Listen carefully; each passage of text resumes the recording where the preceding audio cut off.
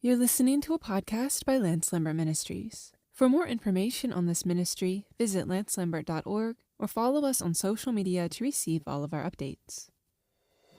Welcome to a special episode of the Lambert Ministries podcast. I'm Natalie. Today we're introducing the audiobook for Battle for Israel.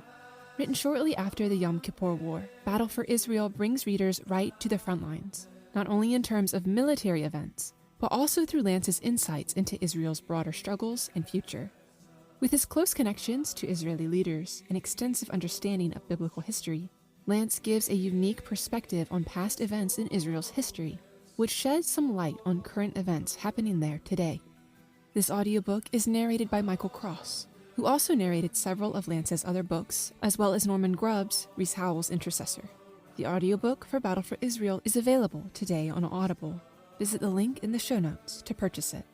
Today, we'll be sharing the book's introduction and first chapter, wherein Lance details the beginning of the conflict between Israel, Syria, and Egypt in the Yom Kippur War. Thank you for joining us, and we hope you enjoy this special episode. Let's listen to the introduction and Chapter 1 of Battle for Israel. Introduction.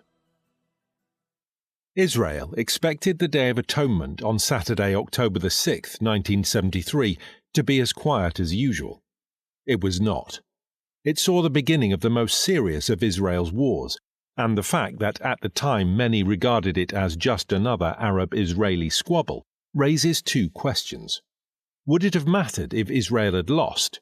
And what is the importance and significance of the State of Israel?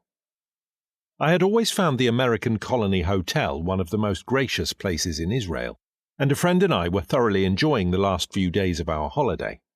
It had been the most peaceful one that we had spent in Israel, and we particularly noticed how relaxed everybody was, including the Arab population in Jerusalem and on the West Bank. Our return flight to England was booked for the following Monday in 2 days' time. Suddenly, air raid sirens wailed all over the city.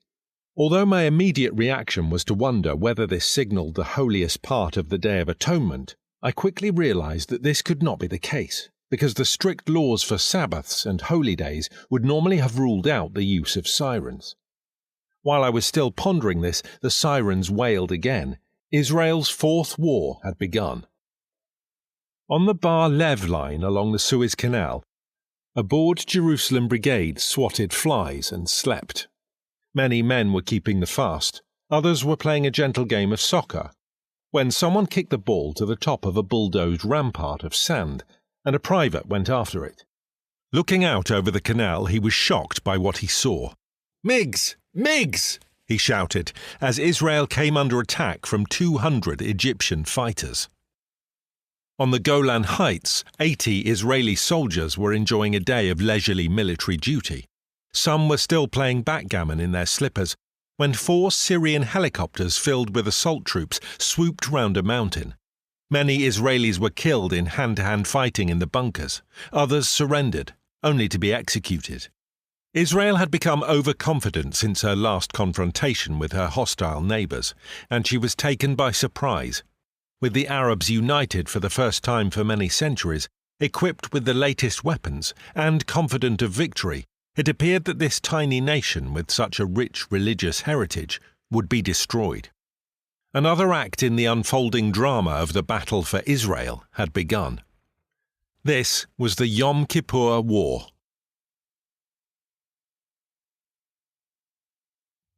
Chapter 1. Annihilation Averted. The Yom Kippur War should have been the annihilation of the State of Israel. People think of the 1967 Six-Day War as a miracle, but it was nothing compared with the Yom Kippur War, and in the years that lie ahead, when the whole truth comes out, we shall see that it was beyond all reason that Israel was not annihilated. A few weeks after the war, I heard Golda Meir say, "For the first time in our 25-year history, we thought we might have lost." Before then, I had never heard a prominent Israeli so much as imply the possibility of defeat or admit to fear. At one point in the war, only 90 battered Israeli tanks stood between the powerful Egyptian army and Tel Aviv, yet Israel was not beaten. The Yom Kippur War of October 1973 marked a new point in world history, and things will never be the same again. Another such turning point was the First World War, when a whole order of things passed away, and the face of Europe and the world was changed, much more than with the Second World War, which only finished off the process. Kingdoms and monarchies disappeared, new ideologies arose, and Marxism had its birth in that era. In a similar way, the Yom Kippur War, far from being some petty Middle East fracas, was one of the great milestones of history. Yom Kippur is a Hebrew name that means Day of Atonement.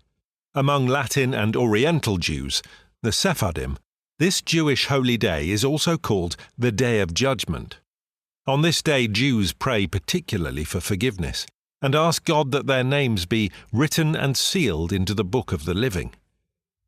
On the Day of Atonement, everything in Israel is at a standstill. From 2 hours before sunset until 2 hours after the succeeding sunset, everything stops. There is no transport, no taxis, cars, buses, planes, trains or ships. The nation's airports are closed, the ports are closed, and the stations are closed. No shops are open and no entertainment can be had anywhere. There are no radio programs, no television, no communication with the outside world, and very little within Israel. Even the telephone exchanges are not staffed on the Day of Atonement. It is a day of prayer and fasting, spent either in the synagogue or at home. Israeli intelligence knew all about troop movements in both Egypt and Syria, but had misinterpreted the signs. These two countries held military maneuvers in September and October every year, and therefore General Dayan, along with the Israeli cabinet, thought that these troop movements were just a war of nerves, a bluff designed to produce another Israeli mobilization with the accompanying paralysis of the economy and tremendous financial drain. Only in June that year, a general Israeli mobilization cost the country £4 million per day and tore over a third of the manpower out of the economy. General Dayan, along with the Israeli cabinet, thought that these troop movements were just a war of nerves. Moreover, Israel thought of Anwar Sadat, the president of Egypt, as a weak sister, and was confident that the Arabs lacked the unity that was essential for mounting an organized attack. So the possibility of a new war was recognized 2 weeks before it actually began, and the Minister of Defense and government officials later admitted they knew of enemy concentrations, but could not accept the verdict of immediate war. Shimon Peres, then Minister of Transport and present Minister of Defense, said, "We did not want to believe our own intelligence. We did not want to believe that Sadat was going to attack." It was 4 o'clock in the morning on the Day of Atonement before it was realized that something very serious was afoot. A United Nations representative, who had already passed on highly accurate information to his Israeli counterpart, informed him that in the course of the Day of Atonement, Israel would be attacked on 2 fronts. This warning was taken extremely seriously when it was finally relayed to Israel, but by then it was too late. It takes at least 48 hours for a full mobilization of the Israeli Defense Forces. By 7 o'clock that morning, the military authorities had started to recall men from leave, but it was only 2 hours before the war began that most of the men were contacted and the reserves mobilized. In this particular year, the Day of Atonement was more generally kept than ever before. A large number of the men on the fronts were actually observing the fasting and prayer, and all over the country synagogues were filled with people, mostly men. Our first public warning that something was wrong came when the air raid sirens wailed for about 3 minutes, at 2:10 in the afternoon, and again at 2:20. Within 15 minutes, Israeli radio was on the air broadcasting live reports from both fronts. You could hear gunfire and explosions in the background. These sirens were, in fact, the only means the Israeli government had of informing the nation that something very serious had happened. Husbands and fathers, brothers and sons were suddenly called from synagogue or home with only a few minutes to say goodbye to their families. The majority of them thought it was a short skirmish such as they had had before. They left hurriedly, fully expecting to come back, but 3,000 of them never returned, and thousands more were maimed for life.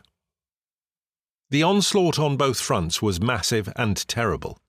There were more tanks on the Syrian front than in the 1941 German offensive against Russia, which was 200 miles long and involved 1,000 tanks. On the Syrian front, the Golan Heights, there were 1,200 tanks on a 20-mile front. And later, at Sinai, were fought the greatest tank battles in world history, greater even than the Battle of El Alamein in the Second World War. In Britain, we are at times somewhat imperialistic in our attitude. For instance, we have tended to think of Syria as a tin-pot Middle East state, which could be flattened by a single blow. Syria, however, in that initial attack, hit Israel with more tanks than Britain and France possessed between them. Indeed, one high-ranking English officer in a tank regiment told me that as of now, Britain and France have only 1/3 of their tanks actually ready for use in the event of an attack. In the Yom Kippur War, which was the first wholly technological war in Middle East history, approximately 4,000 tanks, 900 missile batteries, and even unproved new weapons were thrown into action. Abba Eban, former Foreign Minister of Israel, said in his statement to the United Nations on October 8, 1973, Egypt attacked with 3,000 tanks, 2,000 heavy guns, 1,000 aircraft, and 600,000 men. The regular Israeli garrisons numbered only a few hundred men against Syria's massive tank attack. With their greater numbers, the Egyptians should have been in El Arish, if not in Gaza, and Beersheba, within 24 hours, and then the whole of Israel's heartland would have been exposed. There was nothing to stop them. The US Pentagon estimated that Israel was technologically superior and therefore did not need to be comparably equipped, so she was not armed to the same extent as her Arab neighbors. It turned out that the Arabs, however, had not only more weapons, but often better weapons than the Israelis. They used handheld missiles, such as the RPG-7, which can blow the turret right off a tank, and the Snapper, a mobile anti-tank rocket, which makes tanks burn so fiercely that the armor melts. They also had SAM-6s, surface-to-air missiles, anti-aircraft rockets that travel at 2.5 times the speed of sound. At 6 miles range, this gives a pilot only a matter of seconds in which to take evasive action. So, in the early stages of the war, 3 out of every 5 Israeli jets were shot down. In those first few days, Israel suffered terrible casualties. The Bar Lev line fell. The Hermon fortress, which most people had thought of as invincible, was taken. Then the Egyptians crossed into Sinai, and the Syrians took much of the Golan. Until this happened, the Israeli news service had always been most reliable, and many Arabs tuned into Israeli Arabic broadcast for accuracy. During the first week of the war, however, Israeli news tended to be very inaccurate, and news from Damascus and Cairo much more dependable. This was largely due to a breakdown in communications between the front and second lines of defense on the Israeli side. Even Moshe Dayan was confused on the second day of the war because of this. Whole companies and units were wiped out without a survivor. Yet on the whole, morale on the Israeli side was very high, especially at the front. Egypt and Syria should have beaten Israel, but they were inexplicably prevented. The Egyptian High Command gave the 1st Egyptian Division that crossed the canal 15 hours to take the Bar Lev line. They took it in just 5 hours, and then halted. If they had swept on, the whole of central Israel would have been at their mercies. One Egyptian tank commander said later, "I was only half an hour's drive from the Mitla Pass, and there was nothing to stop me." Yet the fact is, he stopped. Likewise, the Syrians should have been in Tiberias on the evening of the first day of the war, but they too stopped. The commanding officer of Israel's Golani Brigade said later in my presence that when the Syrians were first advancing, the Israelis had only 2 tanks and 10 men at their Nafak headquarters. This man had no religious belief, but he referred to this as a miracle. Although he had been involved in the 4 previous wars of Israel's history, he had never seen anything like it. Wave after wave of tanks bore down on them. Then, when they came to within 1 mile of the Nafak headquarters, they halted. "They saw the Lake of Galilee," he said. "They liked the view, and they stopped." As a result of these delays in the Egyptian and Syrian advance, Israel had time to regroup and reorganize. Many think that it was this period of time that made all the difference to the outcome of the Yom Kippur War. Another Israeli captain without any religious beliefs said that at the height of the fighting on the Golan, he looked up into the sky and saw a great grey hand pressing downwards, as if it were holding something back. In my opinion, that describes exactly what happened. Without the intervention of God, Israel would have been doomed. Shimon Peres, once a key advisor to Golda Meir and at present Minister of Defense, has said, "The miracle is that we ever win. The Arab nations occupy 8% of the surface of the world. They possess half the known oil resources and are immensely rich. They have more men in their armies than we have people in our state. And in addition, the Russians have built for them a great war machine. On our side, we have only America." It was at this point in the war that I first learned of the massive Soviet airlift of arms to Syria and Egypt, which had begun on the first day of the war. 2 hours after the war started, Antonov transport planes carrying weapons and replacements were landing every 3 minutes, and at the same time that the war began, Russian ships arrived at Latakia, Syria, and Alexandria, Egypt, carrying heavy military replacements for everything that would be lost in the fighting. 3 days before the war began, the Soviet Union had launched 2 orbital Sputniks, which crossed Israel at the best time for aerial photography. Russia then relayed information to Syria and Egypt as to whether Israel was prepared. This is probably why the war, originally planned for 6 o'clock in the evening of Yom Kippur, was brought forward to 2 o'clock. The Russians had passed on the information that preparations had begun on the Israeli side. Others have suggested that it may have been the result of a compromise between the Syrians, who wanted to launch the attack at 6 a.m. with the sun behind them, and the Egyptians who wanted the attack to commence at 6 p.m. The American airlift, with each plane carrying 100 tons of ammunition, tanks and weapons, did not begin until the 10th day of the war, when the Israeli army was actually running out of ammunition.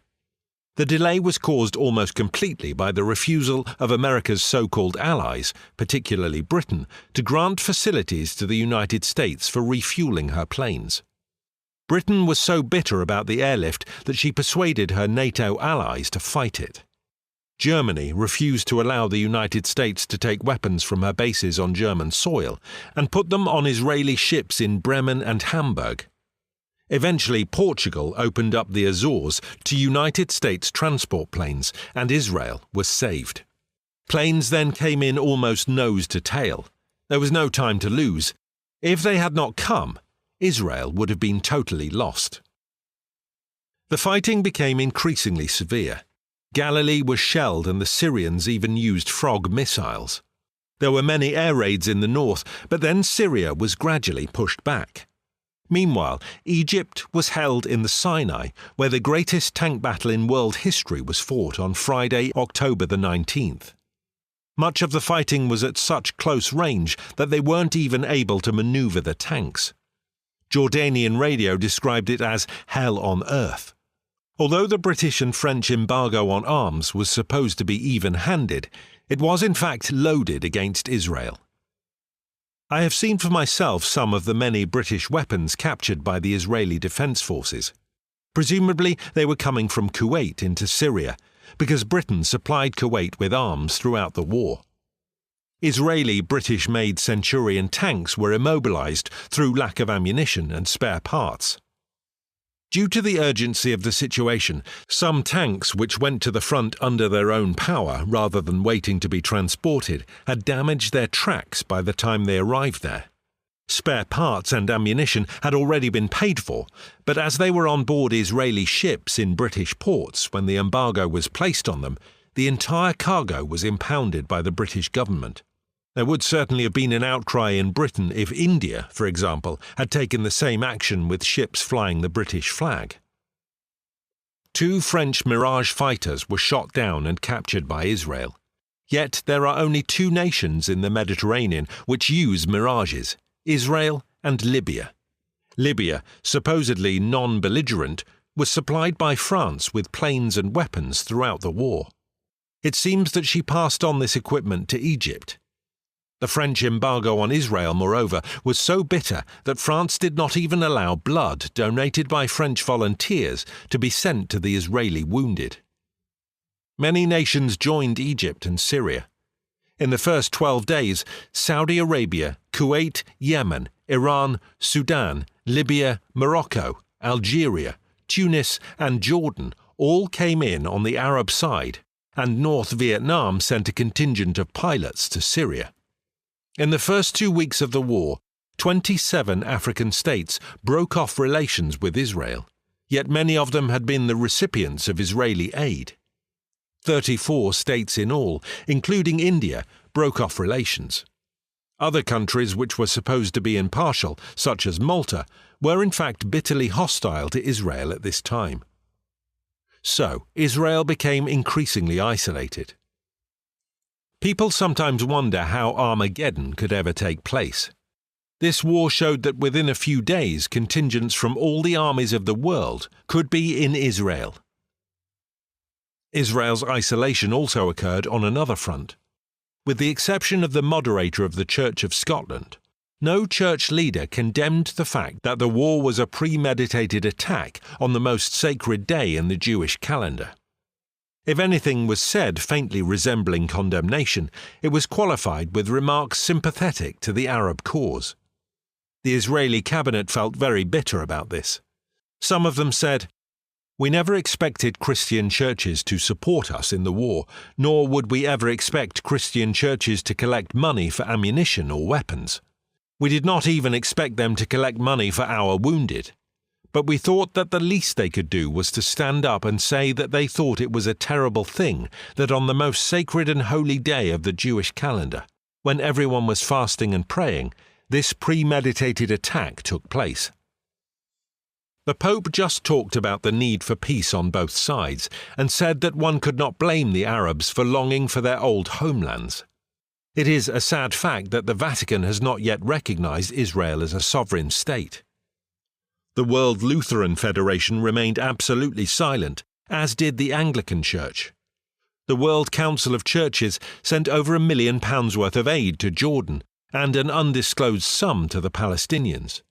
These funds were for the relief of war victims on the Arab side and for the refugee program amongst the Palestinians. Some of this money could well have found its way to the terrorists. Until this time, not even a penny had been sent to Israel. But owing to criticism that they were not being even-handed, the Council committed themselves to sending 5.5 tons of medical supplies to Israel.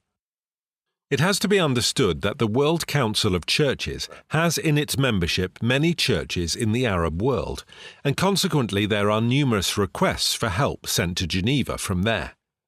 On the other hand, there is no similar organization in Israel to seek assistance.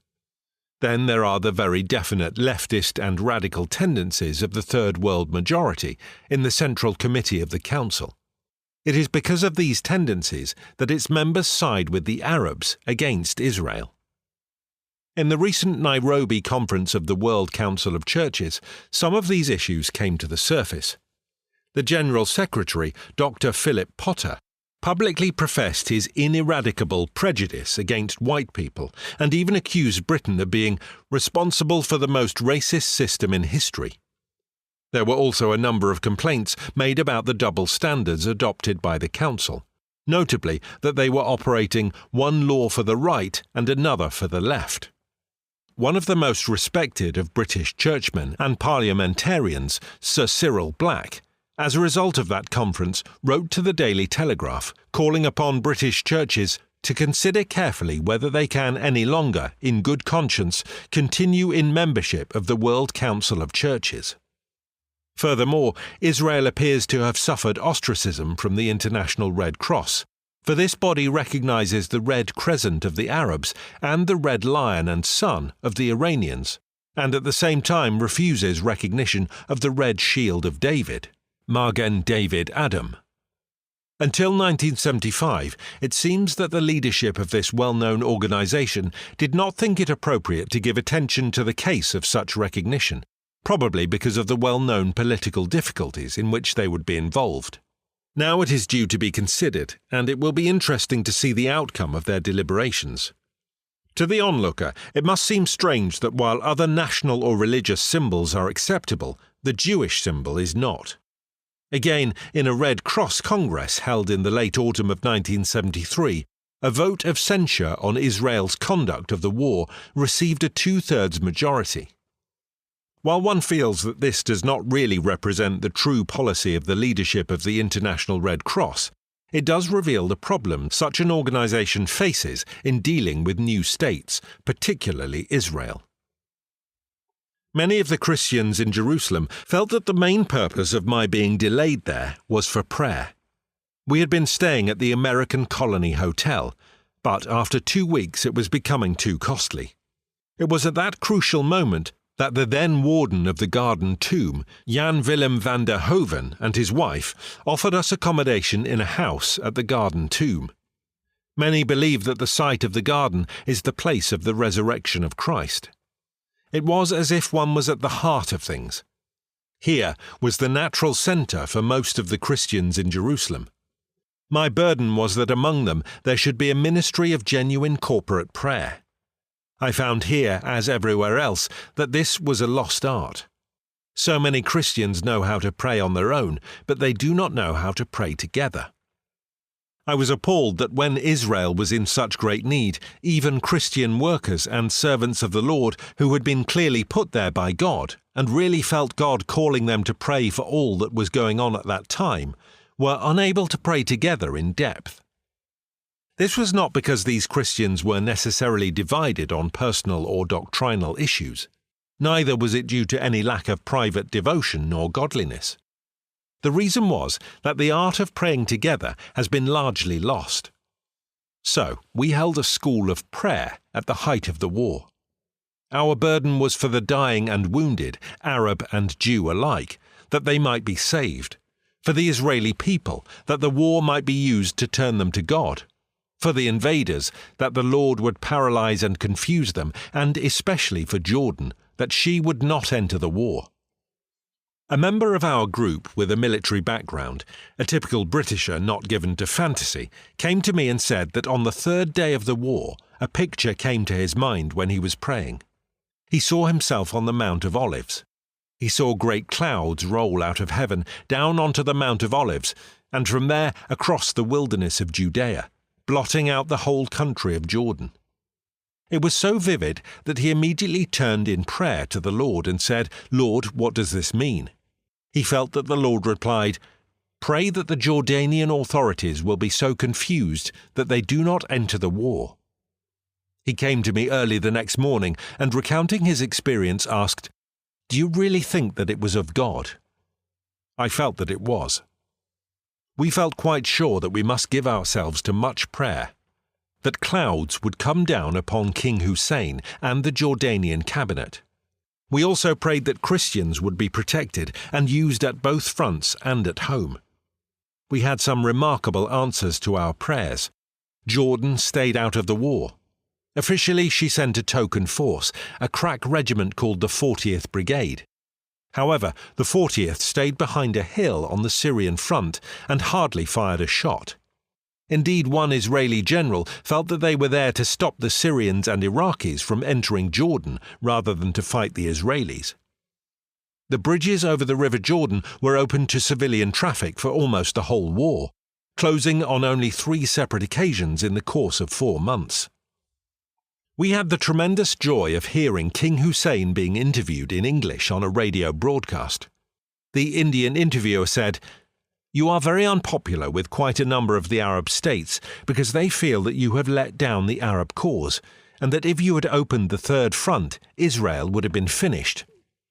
Hussein replied, "Well, they may feel that, and I can understand it, but you see, we were very perplexed the day the war began, and ever since, for we do not feel that we have sufficient air cover to allow us to attack.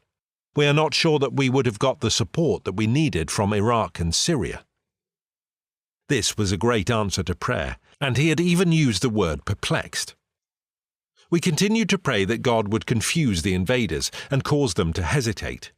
We also asked that there might be the miracle of national repentance and prayer.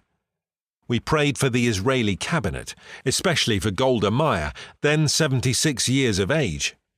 Mrs. Meir was an agnostic, but at Ben-Gurion's funeral in 1973 she said, "I thank the Almighty that 2 years ago he brought about reconciliation between me and David Ben-Gurion." I had heard her use expressions such as "thank God" for this or that previously, but only as a colloquialism. I had never heard her refer to the Almighty in this way. Among other things, we prayed that the hidden motives and counsels of the Soviet Union might be unmasked before President Nixon and the free nations, and that President Nixon's impeachment at such a time might be averted. We prayed that he would give up the 2 tapes, although at that time he was resisting this. We prayed that the Egyptian Third Army would be surrounded and even surrender, thus bringing a speedy end to the conflict. We had some remarkable answers to these prayers. For the first time in Israeli history, one of the 3 leading rabbis of the Jewish Agency sent out a letter appealing for repentance on the part of the Jewish people. He listed 15 reasons for the need of this repentance, including Israeli car driving. If you have experienced this, you will understand why. To those who would charge me with being anti-Arab in my attitude, let me say that I count many Arabs among my dearest friends. Furthermore, in the Yom Kippur War, we prayed for the safety and deliverance of those Arab believers who were involved in the fighting, some of them known to us. It was a great joy to me to hear later of one remarkable answer to prayer. One of the first men in the Egyptian army to cross the Suez Canal is a true Christian, the son of an Egyptian pastor who is one of my dear friends. This young man, a captain in the engineers, was a leader of a unit of 15 men. They were to be responsible for the laying of the carpet bridges across the water of the canal. He had understood that the Egyptian authorities considered that there would be few survivors among those who were in the forefront of the battle. Just before the war began, he was praying and opened his Bible at Acts 27 verse 24 and read, "And lo, God hath granted thee all them that sail with thee." After the bitter fighting of those first few days, his unit was the only unit which came through unscathed. Even more remarkable is the fact that his half-track broke down in the midst of the fiercest tank battle ever fought in world history. For over half an hour it lay immobilized between Egyptian and Israeli tanks locked in battle. He knew that he was a sitting target, but was unable to get out and do anything. Placing himself in God's hands, he told him that he was ready to die if his time had come. Then when he tried the engine again, it started up, and he was saved. I remember so well this young man being prayed for fervently by name at about the time of this battle. The Egyptian Third Army was surrounded and cut off and became dependent upon the Israeli forces for food and medical supplies. The Israeli army broke through Egyptian defences and poured over the canal into Egypt. Syria was pushed back to within 15 miles of Damascus. President Nixon gave up the 2 tapes and his impeachment was averted. On Sunday, October the 21st, Kissinger was urgently called to Moscow by the Kremlin. The next day there was an unofficial ceasefire on the Suez front, which we felt could be to Israel's grave disadvantage. For previously, under cover of the 1971 ceasefire, the Soviet Union had supported the moving up of SAMs by Egypt to within 1 mile of the Suez Canal. These ground-to-air missiles, which were not taken away in spite of much fuss and bother in the United Nations, nearly determined the course of this war. Why was it that Britain and France did not immediately forward a motion in the Security Council calling for a ceasefire when Egypt and Syria moved onto Israeli-held soil? Evidently President Nixon had personally asked the then Prime Minister of Britain, Mr. Heath, if he would do so. but Mr. Heath had refused. True, the British ambassador in Cairo, Sir Philip Adams, did ask Sadat on October the 12th if he would like a standstill ceasefire on existing positions, by which time the Egyptian army had crossed the canal, taken the Bar-Lev line, and were advancing towards the Sinai passes. Sadat, however, refused, as the Egyptian army was planning a big offensive the next day and hoped for further territorial gains. The matter was left there, despite the fact that at that time Israel was on the verge of defeat. As soon as Damascus and Cairo were threatened, however, Britain moved with amazing speed in order to get a ceasefire resolution passed. We prayed that the ceasefire might be broken if it was only going to allow Egypt and Syria to rearm and regroup for more bloodshed. A retired colonel in the Israeli army, who was a Sabra, a native Israeli, told me, "I have lived here all my life. Every time we have had one of these ceasefires, they have not kept it. We report it and report it and report it, and then we just have to fight back. That is what will happen this time. They will probably break it 3 times, and the 4th time we will retaliate and take all the territory we need." That is exactly what happened. The Egyptians broke this unofficial ceasefire 3 times. On the 4th occasion, the Israelis fought back. They went as far as Ismailia and then turned southwards, cutting off Suez City and ending up only 50 miles from Cairo. This made Russia furious. Brezhnev sent Nixon what Senator Henry Jackson, in perhaps over-emotional language, called the most brutal cable ever sent to a president. What Brezhnev said in this cable was that the Soviet Union had decided to take unilateral action and so resolve the Israeli problem.